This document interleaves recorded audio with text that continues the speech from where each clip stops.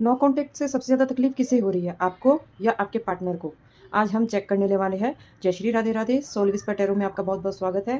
तो ऊपर वाले कार्ड मैंने आपकी एनर्जी के लिए निकाले हैं, नीचे वाले कार्ड आपके पार्टनर की एनर्जी के लिए निकाले हैं। तो चलिए देखते हैं आज यूनिवर्स आपसे क्या कहना चाहता है। सबसे पहले हम आपकी एनर्जी देख लेंगे।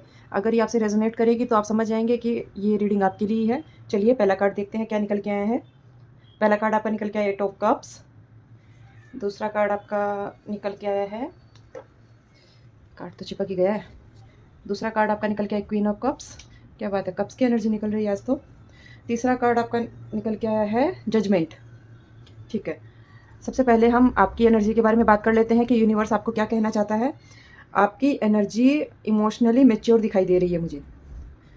ठीक है, आपने दूरी इसलिए नहीं बनाई है क्योंकि प्यार कम हो गया था, बल्कि इसलिए बनाई क्योंकि रुकना अब आपको तोड़ रहा था।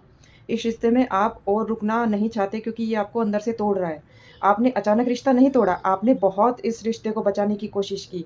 इससे पहले भी शायद आपके बीच में बहुत बार झगड़ा हुआ या जो भी हुआ, लेकिन आपने हर बार इस रिश्ते को बचाया।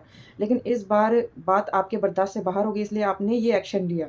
रिश्ते को बचाने की और इसको आगे चलाने की आपने हर मुमकिन कोशिश की, लेकिन फिर भी ये रिश्ता आगे नहीं बढ़ पाया, इसलिए आपने फिर मूव ऑन करने का सोचा।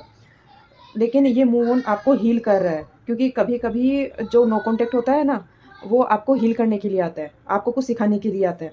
आपकी जो एनर्जी है उस हिसाब से मुझे लग रहा है कि आपका कोई ये सोल कनेक्शन है, या फिर कोई ट्विन फ्लेम है। ट्विन फ्लेम का मतलब यही होता है कि आपको इस रिश्ते में वो कोई सबक सिखाने के लिए आया था। ठीक है? तो आप खुद को बचाने के लिए पीछे हटी हो, ना कि हार मान के पीछे हटी हो। इस वक़्त आपको अपनी वैल्यू समझ में आ रही है। पुराने पैटर्न को आप अभी तोड़ रही हैं। जैसे पहले वो रूठ जाता था तो आप मनाने के लिए जाती थी, लेकिन अब काफ़ी लंबे समय से आप उसको मनाने के लिए नहीं गई हो। आप उसके लिए हमेशा इमोशनली अवेलेबल थी। आपने उसके उसके साथ बहुत अच्छा वक़्त बिताया है और इस रिश्ते को बहुत अपना टाइम और इमोशंस दोनों दिए हैं। अ, चलिए अब हम देखते हैं आपके पार्टनर की एनर्जी। आपके पार्टनर की एनर्जी निकल के आई है 8 ऑफ स्कॉट्स, दूसरा नाइट ऑफ स्कॉट्स और तीसरी आपकी निकल के आया है 6 ऑफ कप्स। आपका पार्टनर मुझे मेंटली बहुत ज़्यादा डिस्टर्ब दिख रहा है और आपके बारे में बहुत सोच रहा है। बहुत उलझन में है, लेकिन उनको रास्ता नहीं मिल रहा है आपके पास आने का। उन्हें अचानक से ऐसा मन करता है, आपके जो कार्ड है उसको देख के ऐसा लग रहा है उनको अचानक से आपसे बात करने का, आपसे मिलने का मन करता है। मतलब एक बार में ऐसा था कि अभी उसको मैसेज कर दूँ, अभी उसको कॉल कर दूँ या फिर अभी उसको चेज़ करूँ, उससे मिलने के लिए जाऊँ, लेकिन फिर उसको वही डर वापस आता है कि अगर मैं उसके पास गया तो मुझे उसके सवालों के जवाब देने पड़ेंगे। उनकी जो ये एनर्जी है वो उनको आपके पास आने से रोक रही है। तो आपका पार्टनर आना तो चाहता है, लेकिन वो इन सवालों के डर से वापस नहीं आ रहा। कुछ उसमें आपके पार्टनर में बहुत ईगो है, ठीक है? वो अपनी ईगो से आगे नहीं आना चाहता है, इसलिए वो नहीं आ रहा है। आपकी जो 6 ऑफ कप्स की जो एनर्जी है, वो दिखा रही है कि अंदर ही अंदर वो आपकी यादों में अटके हुए हैं। उन्हें वो सुकून याद आता है जो सिर्फ़ आपके साथ मिलता था। आपकी मौजूदगी ही उनकी ज़िंदगी में रंग भरने के लिए काफ़ी थी।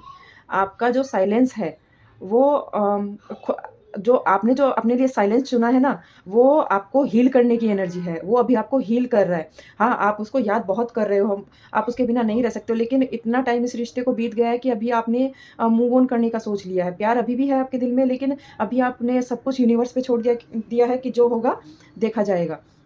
लेकिन उनका जो साइलेंस है, उन्होंने जो नो कॉन्टैक्ट किया, उनका साइलेंस उनको दिल से बहुत ज़्यादा तोड़ रहा है। और आप दोनों के बीच में जो ये नो कॉन्टैक्ट है, ये बराबरी का नहीं है। आप आगे बढ़ रहे हो, आप अपने आप को हील कर रहे हो, ठीक है? उनका साइलेंस उनको तोड़ रहा है और आपका साइलेंस आपको हील कर रहा है। और ये नो कॉन्टैक्ट है, वो वैसे काफ़ी दिन नहीं चलने वाला, वो वैसे भी खुद से आने वाले हैं, लेकिन तब तक आपको रुकना नहीं है।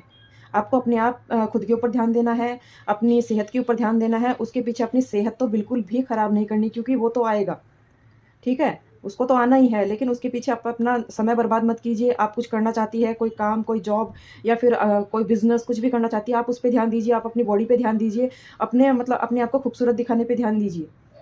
ठीक है? चाहे वो लड़का हो, चाहे लड़की हो। आप इस रिश्ते में आगे बढ़ गई हो, लेकिन वो वहीं पे रुक के सोच रहा है कि ये सब क्या हो गया? ये सब मैंने क्या कर दिया? ये रीडिंग आपको या उनको सही-गलत ठहराने की नहीं है। बस आप उस जगह से आगे निकल गई हो जहाँ आपके लिए प्यार और रिस्पेक्ट बचा ही नहीं था।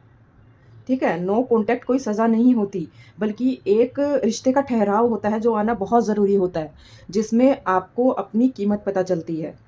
जिसने आपको खुद से मिलवाया है। इस नो कॉन्टैक्ट ने आपको खुद से मिलवाया है। जो आप अपने आप को भूल के बैठी थी ना, इस नो कॉन्टैक्ट ने आपको बताया है कि आप खुद के लिए कितनी ज़रूरी हो। इसने आपको बहुत मज़बूत बनाया है। आप नो कॉन्टैक्ट का मतलब हमेशा रियूनियन बिल्कुल भी नहीं होता है, ठीक है? ये आपको एक क्लैरिटी देने के लिए आता है कि इस बंदे और बंदी के आगे भी दुनिया है। अपनी ज़िंदगी को इस बंदे और बंदी के पीछे मत बेकार करो।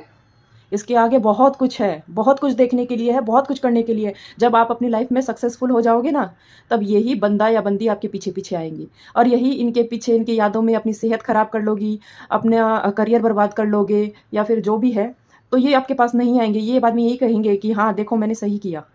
तुम थी ही नहीं इसके लायक, तुम थे ही नहीं इसके लायक, तुम बर्बाद हो, इसीलिए मैंने तुम्हें छोड़ दिया। तो अपने आप को इतना सक्सेसफुल बनाओ कि सामने वाला तुम्हें पाने के लिए तरसे। और जब तुम सक्सेसफुल हो जाओ, उसके बाद अगर वो बंदा आता है, लात मार के निकालो उसको वहाँ से। क्योंकि उस अगर आपकी काबिलियत के ऊपर अगर वो वापस आ रहा है, आपकी सक्सेस के ऊपर अगर वापस आ रहा है, तो ये समझ जाइए कि वो आपसे प्यार नहीं करता। ठीक है? तो अगर आप अपनी इस पर्सनल सिचुएशन पर क्लैरिटी चाहती हो, तो डीएम में क्लैरिटी ज़रूर लिखिए फॉर पर्सनल टैरो गाइडेंस। ठीक है? तो आज के लिए इतना ही। अगर आपसे ये भाग रेज़ोनेट करे, तो लाइक, शेयर और फॉलो ज़रूर करें और कमेंट में राधे राधे ज़रूर लिखिए। जय श्री राधे राधे।